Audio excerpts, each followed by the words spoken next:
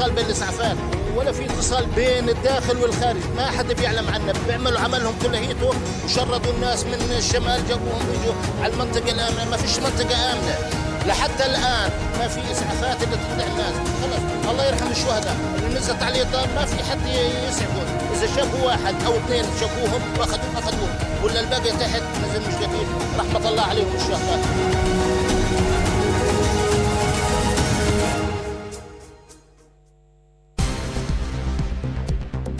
With Radio Algeria International, you will not miss a single major political or economic event. Radio Algeria International, our voice in the world.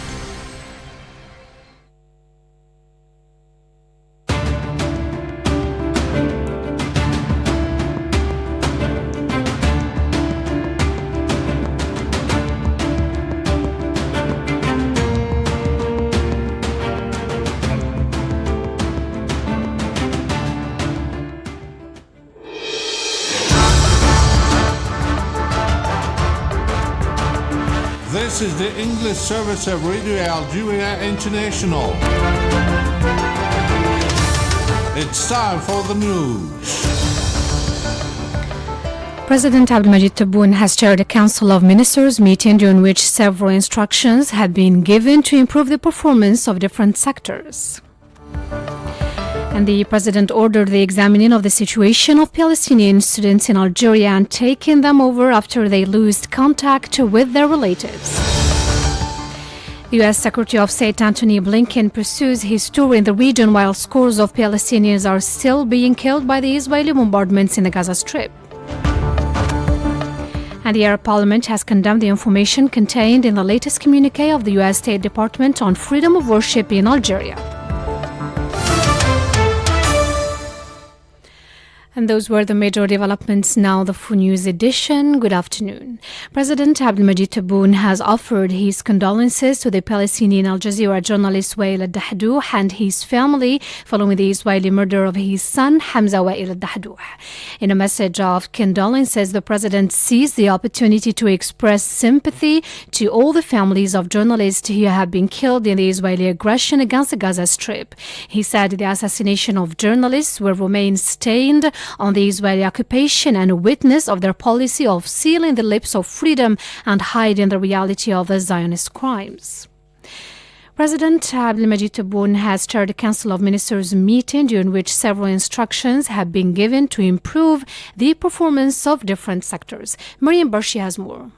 During the meeting, the President ordered a thorough examination of the Bill of Public-Private Partnerships.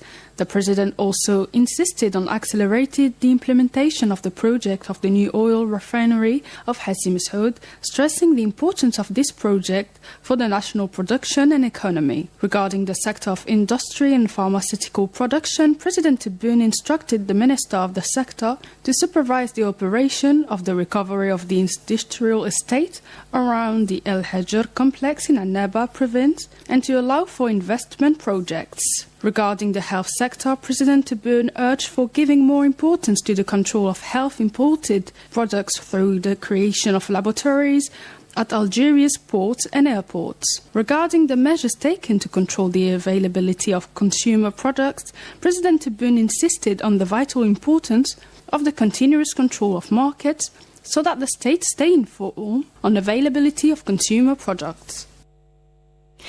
Meanwhile, the President of the Republic ordered the examining of the situation of Palestinian students in Algeria and taking them over following the cut of contacts between these students and their relatives in the occupied Palestinian territories.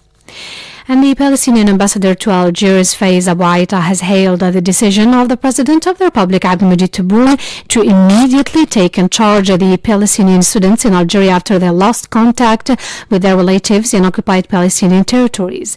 Palestinian ambassador reiterated his recognition and gratitude for Algeria's constant and unlimited support to Palestinians. The Army Chief of Staff, Army General Said Shangriha, has received the political director of the German Federal Ministry of Defense and advisor for foreign and security policy to the Minister of Defense Jasper Wick, who is on a working visit to Algeria at the head of a high-level delegation. During the meeting, the two officials reviewed the prospects for bilateral military cooperation and means to develop and consolidate coordination on issues of common interest. They also discussed the world's current security challenges, notably in the Mediterranean basin and the African continent. During the meeting with the German official, Mr. Shangriha said Germany is a special partner for Algeria, reiterating Algeria's determination to boost military cooperation with Germany. أريد أن أشدد على أن فيدرالية ألمانيا. I would like to reiterate that the Federal Republic of Germany remains a special partner to Algeria. We work on boosting our bilateral relations with Germany, and in this line I assure you about our determination to strengthen our military cooperation more and more and to include it as a part of a new dynamic that allows the implementation of the goals of our institution. في مؤسسات. And for his part, the German official expressed his country's will to reinforce cooperation with Algeria in the fields of common interests with the aim of promoting security and stability in the world. The Arab Parliament has condemned the information contained in the latest communique of the U.S. State Department on freedom of worship in Algeria, indicated as false and incorrect. The Arab Parliament affirmed in a communique that the questions related to the freedom of worship were linked to the cultural specificities of each society and should not be subjected to any foreign interference. It recalled that Algeria was known for its principle of restraint, stressing that the Algerian constitution and laws recognize and guarantee a clearly freedom of belief. It highlighted the major efforts Algeria made in this field under the guidance of the President of the Republic, Abdelmajid Tebboune. The Arab Observatory for Human Rights also denounced the communique on freedom of worship in Algeria as false, saying it has nothing to do with reality and that the culture of Arab societies should not be harmed. The observatory stressed that U.S. interference in questions related to freedom of worship was unacceptable as there are domestic issues related to cultural specificities.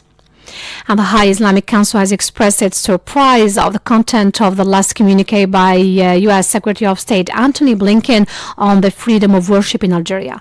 The High Islamic Council was astonished by the American Secretary of State ranking of the world countries based on the violation of freedom to practice religious beliefs, while it dismissed the Israeli occupying forces, despite them preventing Muslims in Palestine from accessing Al-Aqsa Mosque. It argued that the U.S. Secretary of State had eluded the exactions carried out by the Israeli army against the Muslims in Palestine by preventing their access to the Al-Aqsa Mosque. To the Middle East now, Palestinian President Mahmoud Abbas has arrived in the Arab Republic of Egypt on an official visit at the invitation of his Egyptian counterpart, President Abdel Fattah al-Sisi. Miriam Barshi has the details. Palestine ambassador to Egypt, Jabal Loh, stated that the two leaders are expected to discuss ways of boosting bilateral cooperation aimed at securing an immediate and sustainable halt to the ongoing war of genocide carried out by the Israeli occupation on the Palestinian people. The two leaders also examined the Egyptian, Arab, regional and international efforts made to address the unprecedented humanitarian catastrophe in the Gaza Strip triggered by the ongoing Israeli aggression. Palestine's ambassador to Egypt's representative Allah added that the two presidents will also discuss the efforts to prevent the displacement of the Palestinian people from their land and to halt the assaults and crimes committed by the Israeli occupation and settlers in the West Bank, including Jerusalem. He pointed out that the visit aims to enhance ongoing bilateral consultation and cooperation between the two leaderships on various shared issues at the Arab, regional and international levels. The visit also seeks to contribute to the efforts led by Egypt and several friendly countries to stop the Israeli war of genocide. Allah said the visit's ultimate goal is to open a political horizon leading to an end of the Israeli occupation and the establishment of an independent, fully sovereign state of Palestine within the 1967 borders, with Jerusalem as its capital. You're still listening to Radio Algeria International, and more bombardments have been carried out by the Israeli army against various parts of the Gaza Strip, causing scores of deaths. Palestinian sources said at least 73 people were killed and 99 others wounded for the past 24 hours in the Israeli bombardments, targeting notably the refugee camps of Deir el-Balah and al-Maghazi in the central part of Gaza. Airstrikes were also launched by the Israeli army against the region of Khan Yunis, hitting the neighboring European Gaza Hospital and the Sciences and Technology University campus.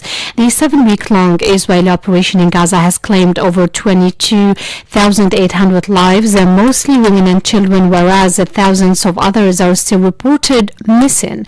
This came as the World Health Organization emergency coordinator warned against the deterioration of the health situation at the Al-Aqsa hospital in Gaza. Following a visit to the hospital, he deplored the situation on account of a lack of security and the forced evacuation of the medical staff ordered by the Israeli authorities. Meanwhile, the U.S. Secretary of State pursued his tour of the region to try and secure a de-escalation of the situation in Gaza and prevent an extension of the conflict in the area. And the Secretary General of the Gulf Cooperation Council stressed the necessity to pull the international efforts to put a halt to the Israeli attacks on Gaza. During a meeting held in Riyadh with the EU Foreign Policy Chief Josep Borrell, he said that further efforts must be made to end the humanitarian tragedy taking place in Gaza. In the meantime, 27 Palestinians were killed by the Israeli army. You're still listening to Radio Algeria International, and the Palestinian Prime Minister Mohammed Shtayyeh has said that the issue of the customs clearance funds blocked by the Israeli occupation remains unchanged despite the intervention of U.S. President Joe Biden, his National Security Advisor Jake Sullivan, his Secretary of State Antony Blinken, and several world leaders. Shtayyeh said the Israeli occupation always rejects the proposals of the U.S. administration on the issue of funds clearance, such as the transfer of this money to Norway, which in turn delivers it to the Palestinian state. The Prime Minister pointed out that the Israeli occupation deducted from the customs clearance funds last month, thus the Palestinian Authority refused to receive them. You're still listening to Radio Algeria International, and the representative of the Palestinian Hamas movement in Algeria, Youssef Hamdan, said the visit of the U.S. Secretary of State Antony Blinken to the region aims to protect the Israeli occupation and preserving the interests of this occupation. هذا الحراك الذي يجريه بلينكن في المنطقة. The tour that Blinken is paying to the region reflects the fear of Washington from a widening of the conflict outside the borders of Gaza Strip. Washington wants to keep protecting the Zionist entity from foreign threats that the Israeli losing army in Gaza cannot handle. The diplomatic speech of Blinken will not make Washington innocent from the bloodshed of innocent people and civilians that were and still are being killed every hour with the use of American weapons, money and political coverage. وأموال وغطاء سياسي أمريكي. That was the representative of the Palestinian Hamas movement in Algiers, Youssef Hamdan. 14 hours 42 minutes Algiers time. You're still listening to Radio Algeria International, and now the headlines. President Abdelmadjid Tebboune has chaired a Council of Ministers meeting in which several instructions have been given to improve the performance of different sectors. And the President ordered the examining of the situation of Palestinian students in Algeria and taking them over after they lose contact with their relatives.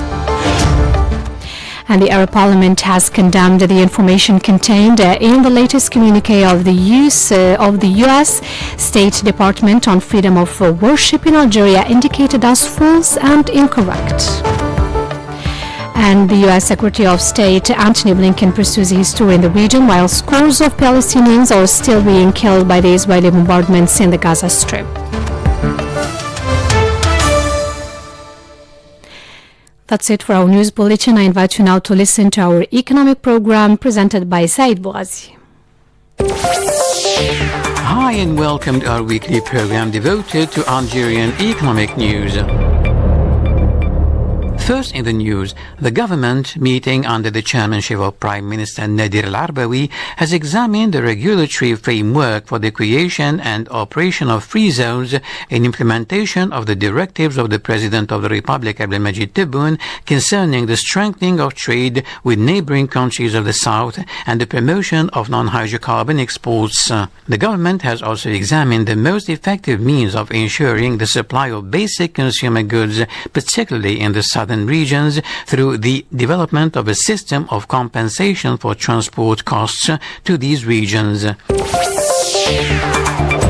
The E-Metal Group has announced that production units at the Cedar El Hajjar complex in the province of Annaba have resumed their activities after the blast furnace was restarted on 19 December 2023. The production units came into operation on 1 January 2024, with cast iron being transported from the blast furnace to steel mills 1 and 2 and the electric steel mill, pending the arrival of semi-finished products at the rolling mills. The national insurance market is expected to generate premium income, including international acceptances, of around 168.4 billion Algerian dinars in 2023, an increase of 2.6% compared with 2022, according to the National Insurance Council, CNA, in its business report. According to the Council's closing forecast, non-life insurance companies expect to close the 2023 financial year with total premiums estimated at 145.2 billion dinars, up 2.9% on the previous year. In more Algerian economic news, the Minister of Fisheries and Fish Production, Ahmed Badani, has instructed his sector's executives to speed up the implementation of the advantages set out in the 2024 Finance Law. These instructions were given at a coordination meeting held at the ministry headquarters, chaired by Ahmed Badani, and devoted to examining priority issues in the sector's strategy for 2024. The Algiers Stock Exchange, which is preparing to record new listings from January, has recorded an increase of 40% in terms of market capitalization in the first half of the year, confirming the positive indicators of 2022, the president of COSOB, Youssef Bouznada, indicated. He underlined that the stock exchange will experience a new dynamic in 2024 thanks to the new regulations designed to facilitate fundraising and the listing of new companies. The Minister of Agriculture and Rural Development, Youssef Sherfa, has chaired a working meeting with the members of the National Council of the Interprofessional Office of the Cereal Sector, OIC, devoted to the measures taken to ensure the success of the 2023-2024 ploughing and sowing season. The meeting, attended by ministry officials and the director of the OIC, was part of the implementation of measures launched by the President of the Republic to help cereal producers, particularly those affected by drought, during the 2022-2023 season. And to wind up our program, the law on forests and forest resources aimed at preserving, developing and rationally exploiting them as part of a global and sustainable vision has been published in the official Gazette number 83. The purpose of Law 2321, signed by the President of the Republic, Abdelmajid Tebboune, on 23rd December, is to define and lay down rules for the management, protection, extension and development of the national forest heritage as part of sustainable development, as well as the use of forests and forest land and their protection from deforestation and erosion. And with this, we come to the end of our weekly program devoted to Algerian economic news. Goodbye. And that was our economic program presented by Said Bouazi. I invite you now to listen to a cultural program presented by Miriam Barshi.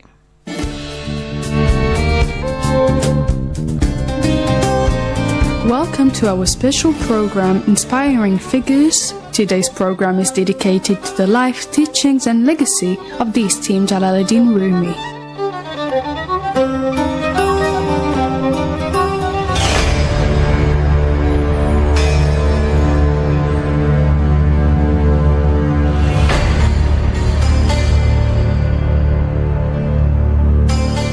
Jalaluddin Rumi was one of the great spiritual masters and poetic geniuses of mankind, and the Mevlevi Sufi order was founded to follow his teachings. He was born in 1207 in Balkh in present-day Afghanistan to a family of learned theologians. Escaping the Mughal invasion, he and his family traveled extensively in Muslim lands, performed pilgrimage to Mecca, and visited Medina. The journey brought the family to Erzincan and then Qam-Rahman, where Rumi studied for a short period in the Halabi school.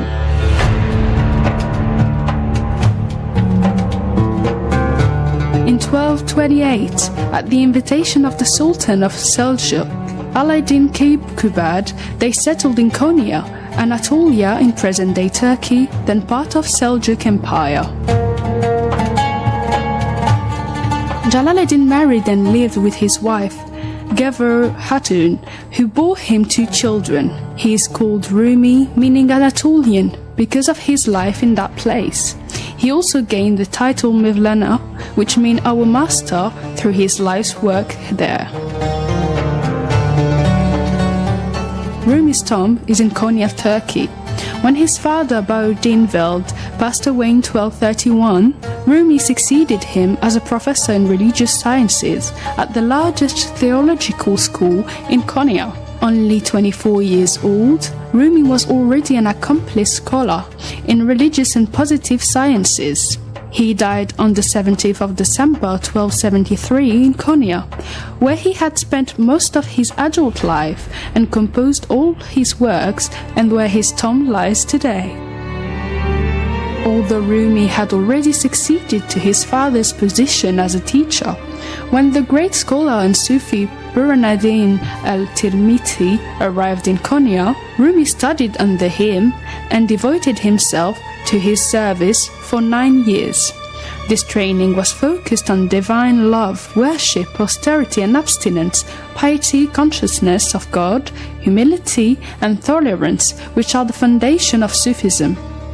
Rumi spent his days mostly praying and serving people who came to visit the Sufi center, preparing food for them, collecting wood for cooking and heating, and cleaning the toilets and bathroom used by visitors.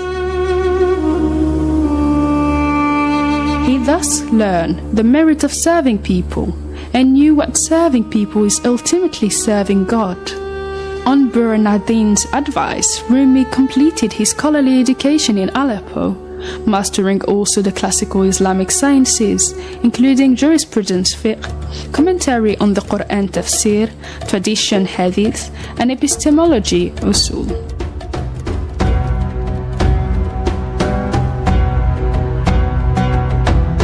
There was thus a number of significant figures in Rumi's spiritual development. Apart from his father and Burhanuddin, he made many great philosophers and scholars of the age, including the renowned Ibn Arabi in Aleppo and Damascus, and others in Konya under the patronage of the Seljuk court. He thus acquired both the inner and outer sciences within 16 years. The most famous and probably the most fruitful relationship in his development was with Shams Tabriz, who he met in Konya at the suggestion of Ruknuddin Zarqubi. Modern historians may argue about who influenced whom in their long association, but this is not profitable.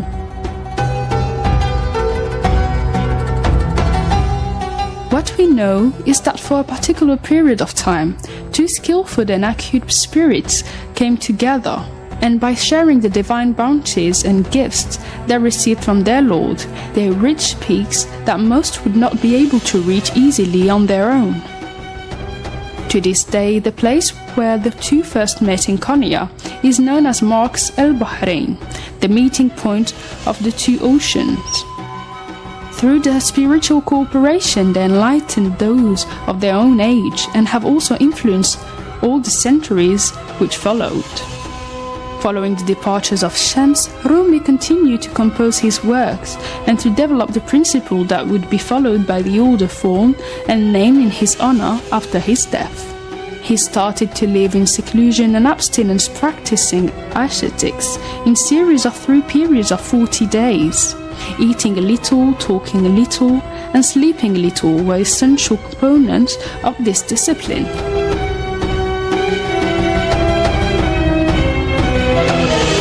Here it is important to remember that while Rumi was informed by numerous sources of ideas on his journey, he seemed to leave many of his contemporaries behind. His love and compassion flowed like the waters of the world's oceans. So much so that while continuing to live physically among humans, he managed to become ever closer to God. He never elevated himself above others, but his writings, both during his life and after his entering into eternal life, provide a guiding star which reflects the light of the spiritual life of the Prophet of Islam.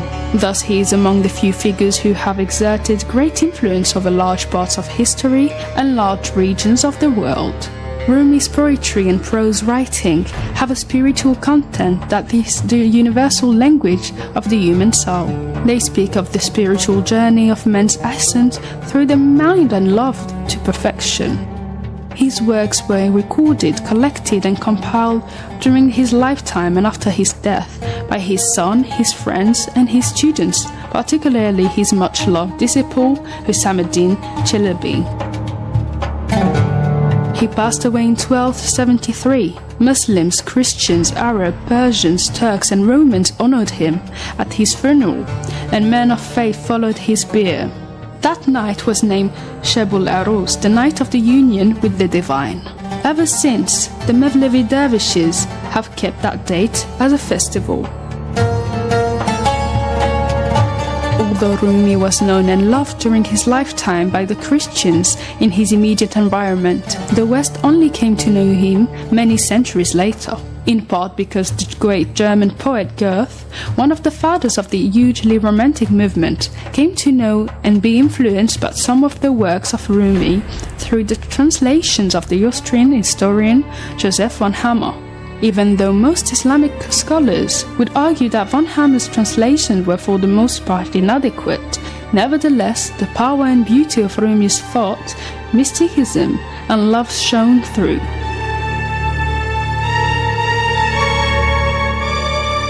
By this route, Rumi has long been a strong, albeit indirect, influence on religious, cultural and even political life in Europe and the United States, and provides a real point of unity for East and West.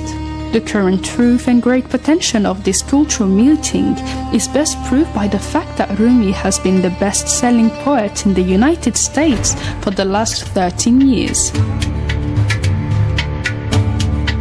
Rumi's life and works show us that it is not faith, belief and religion which cause hatred, conflict and violence, but the sins of hatred and greed and other symptoms of the unrestrained ego. And he showed us how the true practice of religion, the purification of the heart, is the remedy for this. In our days, his life and works are a reminder to all that the clash of civilization is far from inevitable, and they show us how to derive hope, renewal and reconciliation rather than despair, fear and enmity from our differences. He invites us to call constantly to mind that we are all one. From God we come and to God we will return.